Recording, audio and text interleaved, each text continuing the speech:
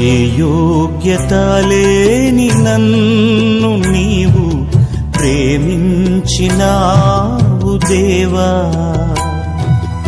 ఏ అర్హత లేని నన్ను నీవు రక్షించినావు ప్రభువా.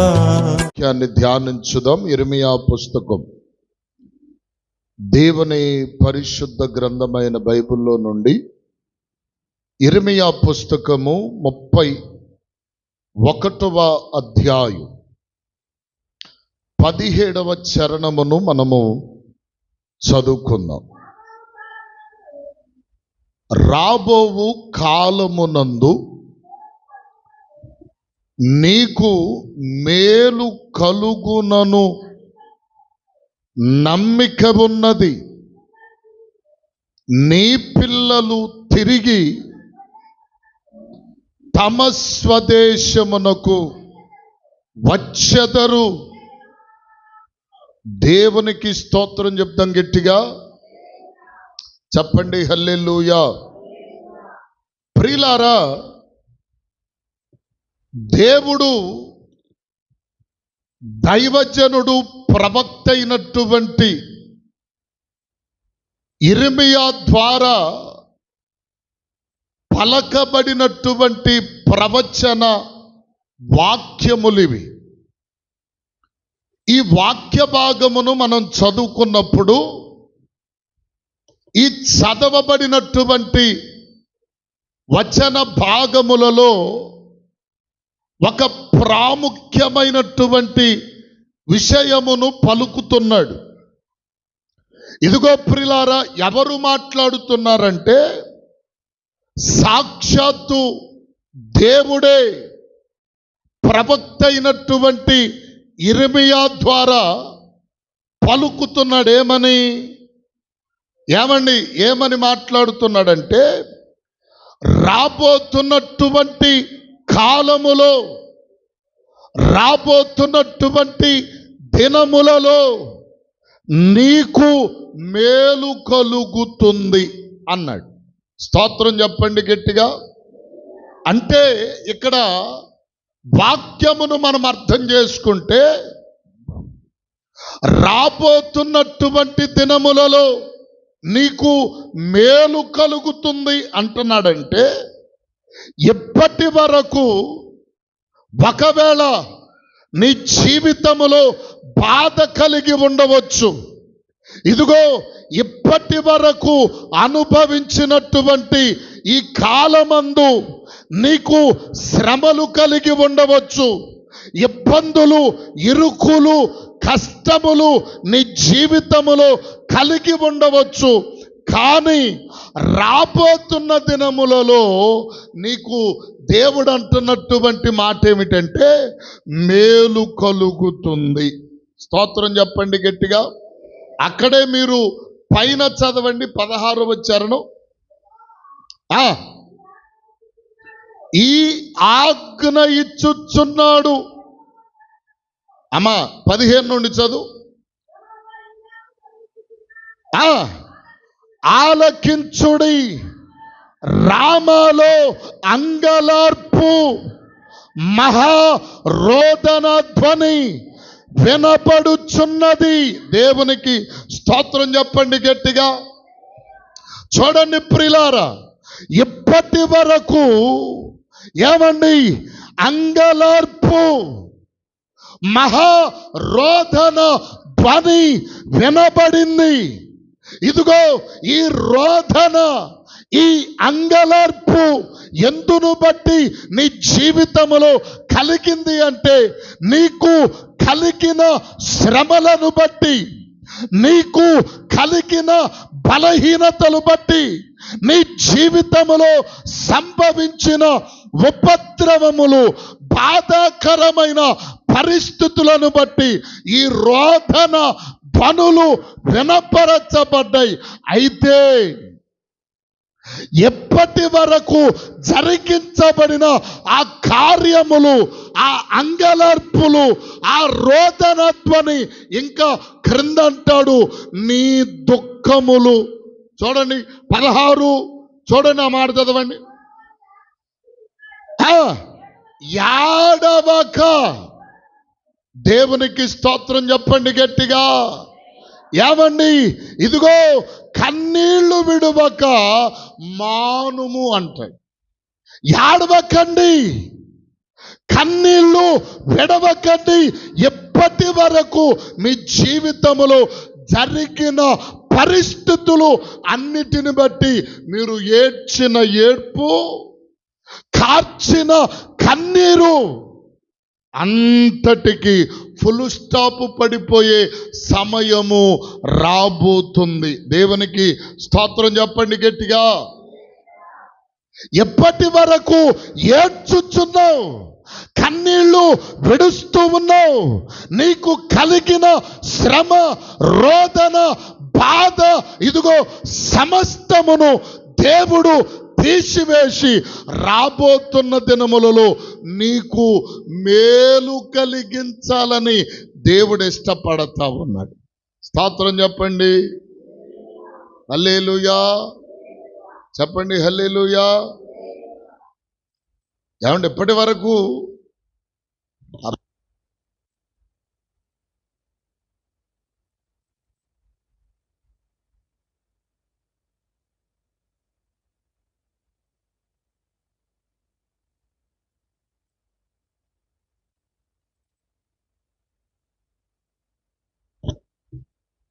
పండగ పూట కదా, మళ్ళా నూతన సంవత్సరంలోకి వెళ్ళిన తర్వాత కొద్దిగా స్వీట్ అన్న తింటే బాగుంటుందని వెళ్తున్నారు. ఇప్పుడు దేవునికి స్తోత్రం కలుగును గాక. చెప్పండి హల్లెలూయా. ఇప్పుడు వాక్యము దేవుడు మనతో మాట్లాడుతూ చెప్తున్నాడు ఏమనంటే, ఎప్పటి వరకు నీవు శ్రమపడ్డావు, శ్రమను అనుభవించావు, బాధపడ్డావు, కన్నీళ్లు కార్చావు, దుఃఖపడ్డావు, అంగలార్చావు, రోదనధ్వని చేశావు. అయితే ఇవి ఎప్పటితోనే ముగింపబడి నీకు రాబోతున్న దినములలో దేవుడు అంటున్నాడు నీకు మేలు కలుగుతుంది. స్తోత్రం చెప్పండి. హల్లెలూయా. మేలు కలగాల వద్దా? ఎప్పుడు ఉసూరు మొక్కలు వేసుకొని ఉంటారా? సంతోషంగా ఉండొద్దా? ఏమండి, నూతన వత్సరం ఏమండి, కొత్త పాట, అది సంతోషంగా పాడుకోవాలి. మనం అసలు ఈరోజు ఈ రీతిగా కూర్చున్నామంటే దేవుని కృప. ఎంత సంతోషంగా ఉండాలా? ఏమండి, హల్లెలూయా. సంతోషంగా ఒక పాట పాడండి. సంతోష గీతము పాడెదము, యేసుని ఘనతను చాటెదను. సంతోష గీతము పాడెదను, యేసుని ఘనతను. స్తోత్రము చెల్లింతును, నీ కీర్తి వినిపిల్తును. స్తోత్రము చెల్లింతును, నీ కీర్తి వినిపిల్తుము. సంతోష గీతము పాడెదను, యేసుని ఘనతను చాటెదను, యేసుని ఘనతను చాటెదను. మా ప్రార్థన నీవెప్పుడు త్రోసివేయలేదు, మా యొద్ద నుండి నీ కృపను తీసివేయలేదు.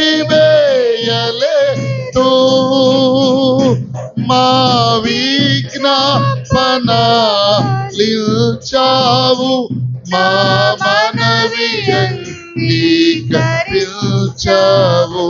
మా విజ్ఞాపన లిల్చావు, మా మనవి అంగీకరించావు.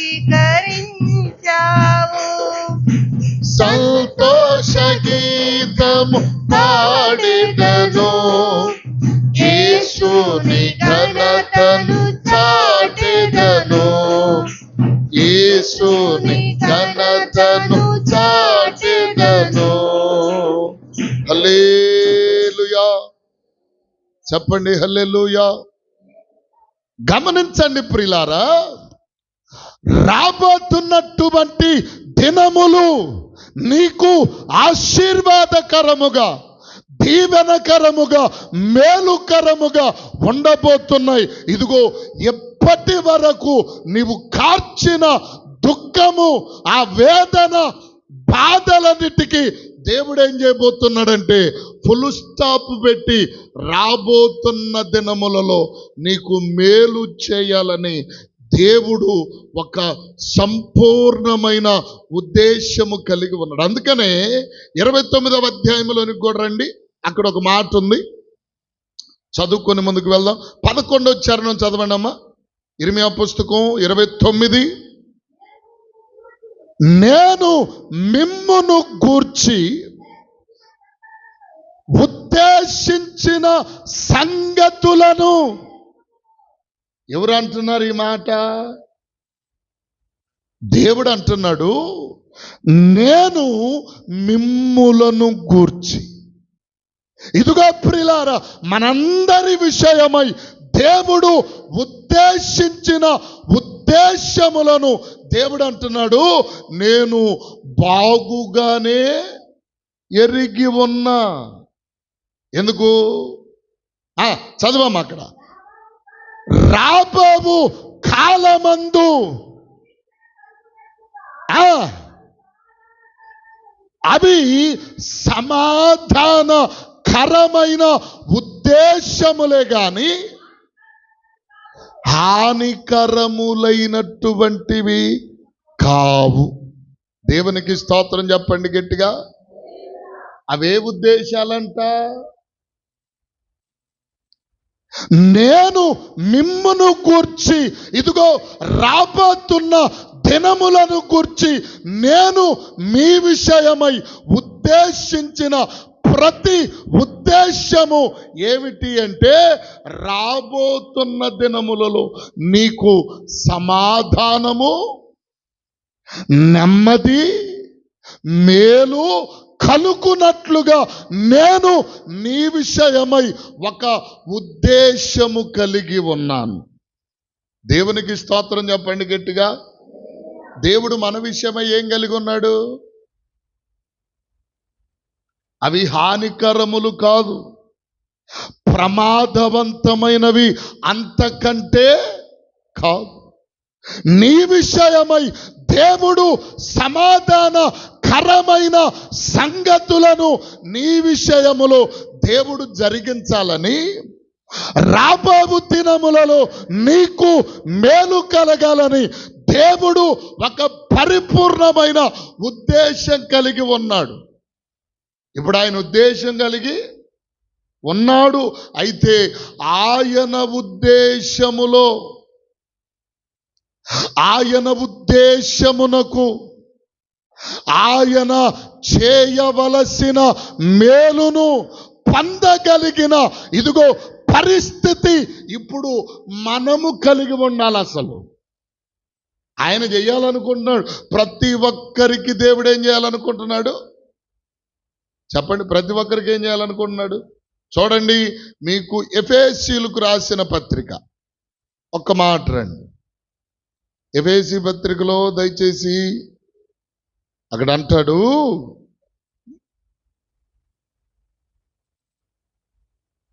మొదటి అధ్యాయంలో 3వ వచనం చదవండి అమ్మా. మన ప్రభువైన యేసుక్రీస్తు యొక్క తండ్రియగు దేవుడు స్తుతింపబడును గాక. పరలోక విషయములలో, ఈ మాట వినండి, ఆత్మ సంబంధమైన ప్రతి ఒక్క ఆశీర్వాదమును మనకా ఒక్కలకా? మనందరికీ. దేవుడు తన ఉద్దేశం ఏంటంటే, దేవుడు ప్రతి ఒక్కరికి ఆత్మ ఆత్మ సంబంధమైన ఆశీర్వాదములు ప్రతి ఒక్కరికి ఇవ్వాలని దేవుడు ఉద్దేశము కలిగే ఉన్నాడు. కానీ ఇక్కడ ఒక ఇబ్బందికరమైన పరిస్థితి ఏంటంటే ఆయన ఇవ్వడానికి సిద్ధంగా ఉన్నాడు, కానీ అనుభవించడానికి, మేలు పొందడానికి, ఆయన కృపను పొందుకొనడానికి మనం సిద్ధంగా ఉండాలి కదా. స్తోత్రం చెప్పండి గట్టిగా. దేవుడు అందరికీ కృప అనుగ్రహించడానికి, మేలు చేయడానికి, దీవెనకరమైన కార్యాలు మనందరి పట్ల జరిగించడానికి దేవుడైతే సంసిద్ధంగానే ఉన్నాడు. అయితే ఇప్పుడు దాన్ని మనం ఏం చేయాలి చెప్పండి? దాన్ని ఏం చేయాలి? అందుకోవటానికి మనకి ఏం కావాలి? అర్హత కావాలి, సిద్ధపాటు కావాలి, ప్రయాస కావాలి. ఏమండి? ఇప్పుడు దేవుడు ఇస్తున్నాడంటే అందరికీ ఆయన కృపనివ్వాలని, ఆశీర్వాదమునివ్వాలని, మేలు జరిగించాలని, ఇదిగో ప్రియులారా ఆయన కృప విస్తారముగా ప్రతి ఒక్కరి మీద కుమ్మరించాలని దేవుడు ఉద్దేశము కలిగే ఉన్నాడు. కానీ మనం పొందుకోవటానికి అర్హులమై, అవన్నీ పొందుకోవడానికి మన దగ్గర ఏం కావాలి? అర్హత. చెప్పండి, అర్హత కావాలి. అర్హత కావాలి. అర్హత పొందాలంటే దేవుడు అంటాడు, దేవుని వాక్యంలో అంటాడు, దావీదు భక్తుడు, అర్హత అంటే అర్థం ఏంటో చెప్పనా? కృప పొందితే అర్హత. చెప్పండి. దావీదు అంటాడు ఏమనంటే, దేవా నీ కృప చొప్పున నన్ను జ్ఞాపకము చేసుకో అంటాడు. నీ కృపతో నన్ను జ్ఞాపకం చేసుకో, నీ కృప నా మీద కుమ్మరించయ్యా. నేను కృపలో నుండి తొలగిపోయాను, కృపకు దూరస్తున్నైపోయాను, కృప విడిచిపెట్టాను, కృప పొందుకోలేనటువంటి దౌర్భాగ్యపు పరిస్థితిలో ఉన్నాను. కాబట్టి ఇదిగో నీ కృపతో నన్ను ఒక్కసారి జ్ఞాపకం చేసుకో. ఇప్పుడు మనకు అర్హత కావాలంటే ఏం చేయాలి? కృప కావాలి. కృప లేకపోతే అర్హత చెప్పరే. కృప పొందేవనుకో, ఆటోమేటిక్గా ఆశీర్వాదాలన్నీ నీ జీవితంలో విస్తారముగా కుమ్మరించబడతాయి. స్తోత్రం చెప్పండి. హల్లెలూయా. అవి పొందాలంటే మనకు అర్హత కావాలి. అర్హత ప్రతి ఒక్క వ్యక్తికి అర్హత కావాలి అంటే ప్రతి ఒక్క మనుష్యుడు దేవుని కృపను పొందాలి. ఇది పొందినట్లుగా దేవుడు ఏమంటున్నాడంటే, దేవుని యొక్క వాక్యంలో చూడండి, మనం కృప పొందాలంటే చూడండి, దైవ వాక్యములోనికి రండి. యజ్రా పుస్తకం,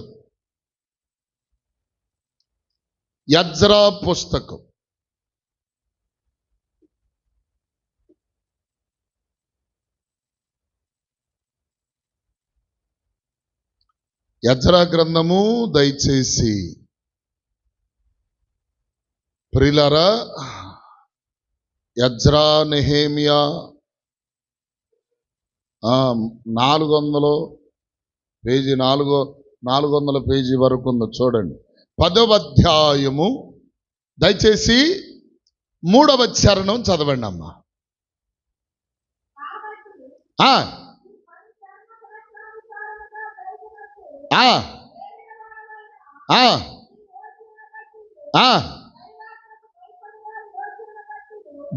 భయపడు వారి యోచనను బట్టి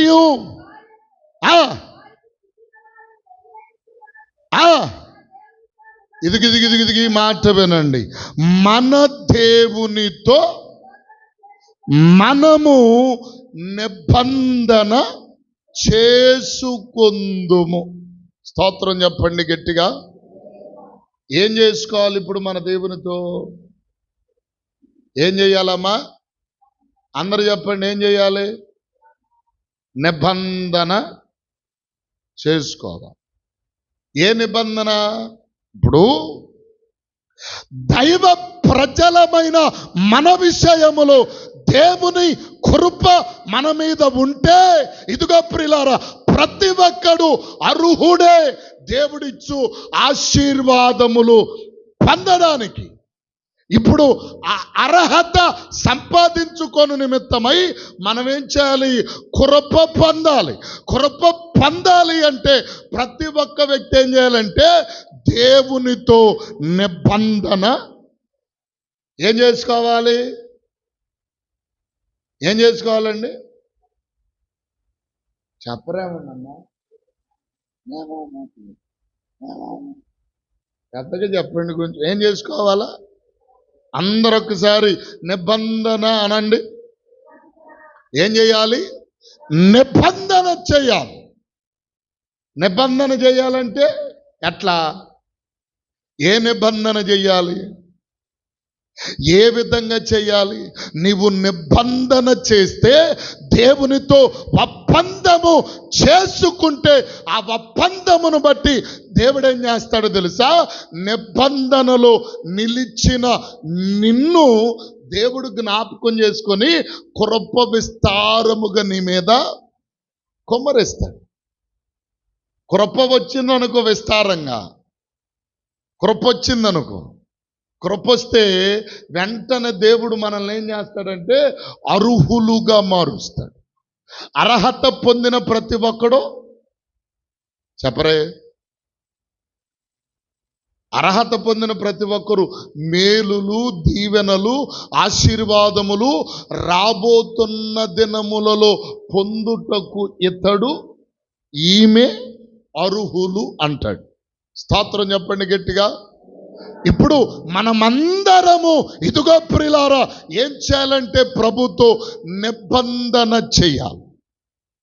నిబంధన అంటే పిల్లలప్పుడు స్కూల్కి వెళ్తే పొద్దున్నే ప్లెడ్జ్ ఉంటుంది కదా, భారతదేశము నా మాతృభూమి, భారతీయులందరూ. ఇప్పుడు మనం కూడా నిబంధన చేద్దామట. ఊరికండి పాస్టర్ గారు అంటారా? ఇప్పుడు మనం నిబంధన చేస్తే ఆ నిబంధనను బట్టి దేవుడు మన మీదంట కృపను విస్తారముగా కుమ్మరించువాడై ఉన్నాడు. ఇప్పుడు మనం చేయవలసింది ఏంటంటే నిబంధన.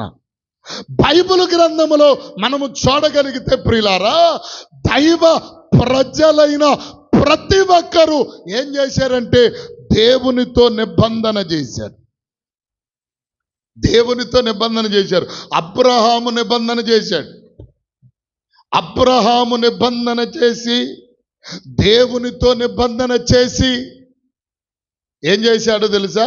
ఆ నిబంధనలో నిలిచి ఉన్నాడు గనుక దేవుడు అబ్రహామును ఏం చేశాడండి? ఆశీర్వదించాడు. ఇప్పుడు అబ్రహాము పొందిన ఆశీర్వాదము నీవు నేను మనందరి జీవితాలలో పొందాలి అంటే మనం ఏం చేయాలంటే నిబంధన చేయాలి. ఎవరితో నీ నిబంధన?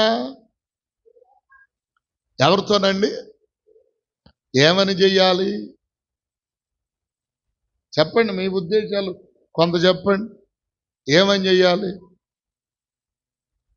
నిబంధన ఏమని చేయాలి? ఈరోజు రాబోవు దినములలో నీకు మేలు కలగాలంటే నీవు ఈరోజు నిబంధన చేయాలి. రాబోవు దినములలో దేవుని కృప నీ మీద విస్తారముగా కుమ్మరింపబడాలంటే నీవు ఈ దినమందే ఇప్పుడే ఇదిగో ప్రియులారా దేవునితో ఒక నిబంధన చేయాలి. నిబంధన చేయకపోతే ఆయనైతే మాట ఇచ్చి తప్పెటువంటి వాడు కాదు. ఒకవేళ నేను తప్పుతామేమో, నిబంధనను విడిచిపెడతామేమో, నిబంధనలో నుండి తొలగిపోతామేమో, కానీ ఆయన మాత్రము మనలను చెప్పండి నిబంధన చేస్తే ఆయన. అందుకనే దేవుడు అంటాడు ప్రతిసారి అంట అబ్రహాము ఇస్సాకు యాకోబులతో చేసిన నిబంధనను ప్రమాణమును జ్ఞాపకము చేసుకొని వారి పిల్లలైనటువంటి ఇశ్రాయేలులను దేవుడు విడిచిపెట్టలేదు. స్తోత్రం చెప్పండి గట్టిగా. అందుకనే వాక్యములు అంటాడు, ఇదిగో పగలు ఎండ దెబ్బైనను రాత్రి వెన్నెల దెబ్బైనను తగులకుండా కొనుకక నిద్రించక వారిని దేవుడు నడిపించాడట. స్తోత్రం చెప్పండి అమ్మా గట్టిగా. హల్లెలూయా. ఏమండి ఇప్పుడు మనం ఏం చేయాలి దేవునితో చెప్పండి? ఏం చేయాలి? నిబంధన చెయ్యాలి. నిబంధన. ఇప్పుడు యాకోబు గారు ఒక నిబంధన చేశాడు. 32వ అధ్యాయం ఆదికాండంలోనికి రండి. ఆదికాండం 32వ అధ్యాయం 31.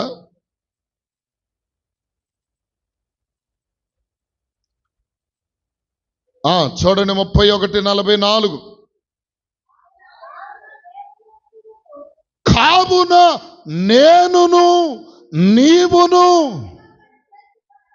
నిబంధన చేసుకొందుము రమ్ము, అది నాకును నీకును మధ్య. దేవునికి స్తోత్రం చెప్పండి గట్టిగా. అక్కడ జరిగిన నిబంధన ఏంటి? ఇదిగో ఇప్పుడు స్తంభముగా నిలిపిన ఈ రాతిని, ఈ సరిహద్దును దాటి నేను అవతలకును నీవు యువతలకును రాకూడదు. నిబంధన అంటే ఏంటి అమ్మా? ఇటు చూడండి అంతా. హల్లెలూయా. ఏమండి ఇప్పుడు యాకోబునకును లాబానుకును మధ్య జరిగినటువంటి నిబంధన ఇది. అయ్యా ఇదిగో లాబాను యాకోబు మాట్లాడుతూ అంటున్నాడు, ఇదిగో స్తంభముగా నిలిపినటువంటి ఈ రాతిని దాటి నేను అటుగాని నీవిటుగాని రావటానికి వీలు లేదు. ఎందుకంటే ఇది మనిద్దరి మధ్య నిబంధన. ఇప్పుడు దేవునికి నీకు మధ్య ఒక నిబంధన జరగాలి. నిబంధన అంటే అర్థం ఏమిటంటే ఇద్దరు వ్యక్తుల మధ్య జరిగేటువంటి దానినే నిబంధన అంటారు. అంటే నిబంధన అనగా ప్రమాణము. ఇప్పుడు ఈ ప్రమాణం ఎవరితో చేస్తున్నాం మనం? నిబంధన చేస్తామన్న వాళ్ళంతా చేయొద్దండి. ఎబ్బే మీరెవరు చేయరా? ఇద్దరు వచ్చారు.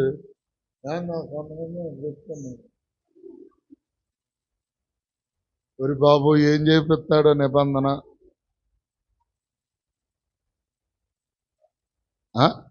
చేతులు ఎత్తండి అమ్మా. ఇదే ఇదే ప్రజెంట్ సార్ అన్నట్టుగా చేతులు ఎత్తండి అమ్మాయి. దేవునికి స్తోత్రం కలుగునుగా. పెద్దగా ఎత్తండి అమ్మా. అమ్మాయి మీరెవరు? నువ్వు చేయవా? మీ ఆయనతో చేయ.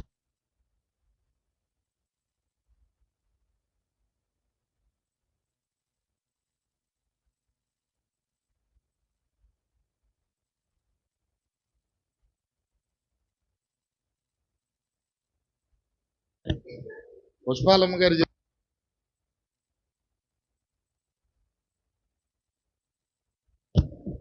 దేవునికి స్తోత్రం చెప్పండి గట్టిగా. నిబంధన చెయ్యాలి. నీవు నిబంధన చేస్తే, ఆ నిబంధనలో నిలిచి ఉంటే, ఆ నిబంధనను కాపాడుకుంటే, ఆ నిబంధనలో నుండి నీవు తప్పిపోకుండా ఉంటే దేవుడు నిన్నేం చేస్తాడు తెలుసా?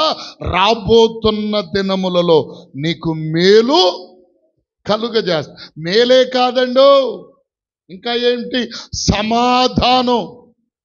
ఈరోజు డబ్బు ఉండొచ్చు, ఆస్తి ఉండొచ్చు, పరపతి ఉండొచ్చు, ఇదిగో పేరు ప్రఖ్యాతులు ఉండవచ్చు. కానీ ఈరోజు చాలా మందిలో ఏమి లేదండి, సమాధానం లేదు. సమాధానం లేదు. దేవుడు నీవు నిబంధన చేస్తే దేవుడు అంటున్నాడు, నీకు పరిపూర్ణమైన సమాధానము, నెమ్మది, ఇంకా మేలు కలిగిస్తాడు. ఏమండి, ఇప్పుడు మనం ఏం చేయాలి? నిబంధన చేయాలి. ఏమండి, నిబంధన చేస్తే ఆ నిబంధనలో నిలిచి ఉంటే దేవుడు అంటాడు, నీకు రాబోతున్న దినములలో నీ విషయమై నేను మేలు చేస్తాను అంటున్నాడు. స్తోత్రం చెప్పండి గట్టిగా. ఇప్పుడు నిబంధన చేసిన వాళ్ళందరికీ దేవుడు చేసే మేలులు ఏంటంటే, నేను 3 విషయాలు త్వరగా చెప్తాను. 10 నిమిషాలే ఉంది మనకి. ఈ 10 నిమిషాల్లో 3 విషయాలు కొట్టే తెచ్చి అన్నట్టుగా చెప్తాను. త్వరగా మొదటిగా రండి, కీర్తన పుస్తకం. మొదటి విషయం కీర్తన పుస్తకం. ప్రియులారా, 128వ కీర్తన 2వ చరణం చదవండి. 128:2. నిశ్చయముగా నీవు నీ చేతుల కష్టార్జితమును అనుభవించదవు, నీవు ధన్యుడవు. దేవునికి స్తోత్రం చెప్పండి గట్టిగా. నీవు నిబంధన చేస్తే నీ కష్టము వలన వచ్చిన ఫలము ఎవరు తింటారంట? చెప్పండి అమ్మా. ఇంకా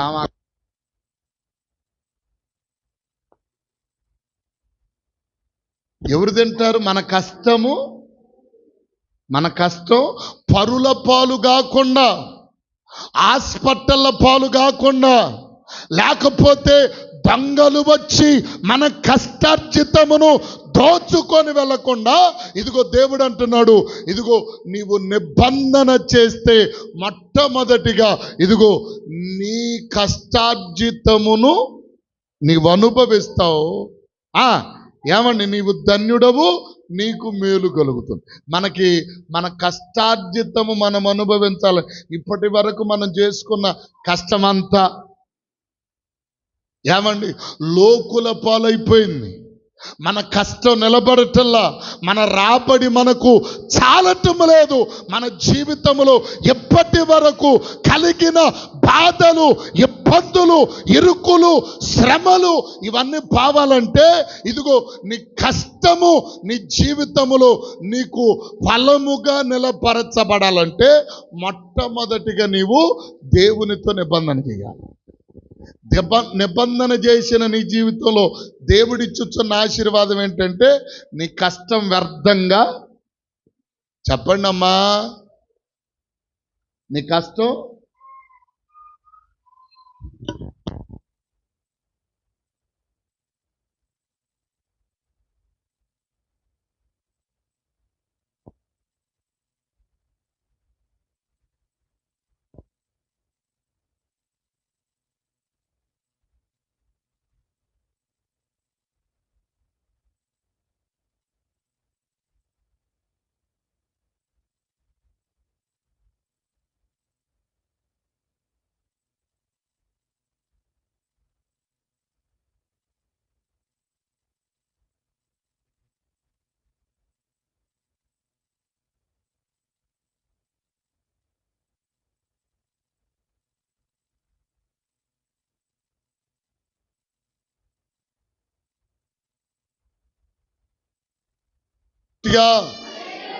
హుషారుగా ఉన్నానమ్మ. కొద్ది నిమిషాలు.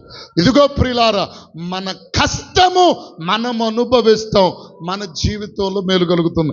ఎప్పుడంటే నిబంధన చేసుకున్నాం. రెండవదిగా చూడండి, ఏబు పుస్తకం. త్వరగా ఏ పుస్తకం? టైం చూడండి ఒకళ్ళయ్యా, నాన్న టైం చూడండి. ఏబు పుస్తకం 22వ అధ్యాయం. 12 అయిందా?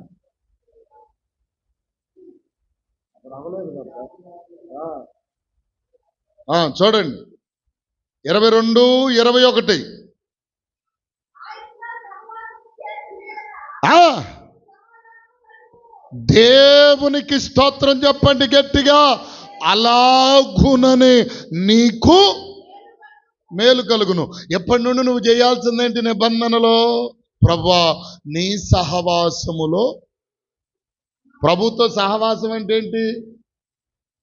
ప్రతిరోజు ఆయన చేయి పట్టి ఆయనతో పాటు నడవాలి. ప్రతిరోజు నువ్వేం చేయాలి? ఆయన చేయి పట్టుకొని నడవాలి. అదే సహవాసం. సహవాసం చేయాలి. ఎప్పటిదాకా నువ్వు ఎవరితో సహవాసం చేసావు? ఇదంతా అనవసరం. ఇదిగో నీవు దేవునితో సహవాసము కలిగి ఉన్నావో లేవో ఇదంతా పక్కన పెట్టేస్తే ఇక ముందు నుండి నీవు నిబంధన చేసుకొని ఏం చెప్పాలి? దేవా ఇది మొదలుకొని నేను నీతో. ఆదివారాలు వస్తే, పెళ్ళిళ్ళు వస్తే, పేరంటాలు వస్తే, ఇదిగో అవన్నీ వచ్చిన వాటిని వదిలిపెట్టి నేను చెప్పండి. మాలో చెప్పేవాళ్ళు ఊరుకో అంటారా?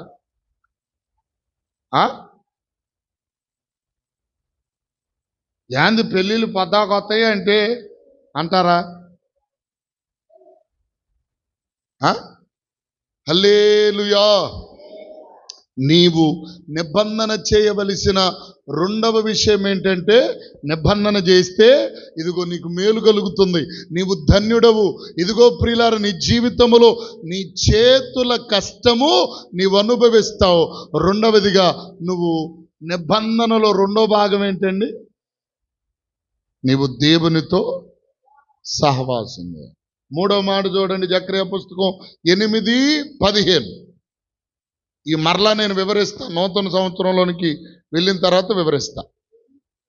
8:15 జకర్యా 8.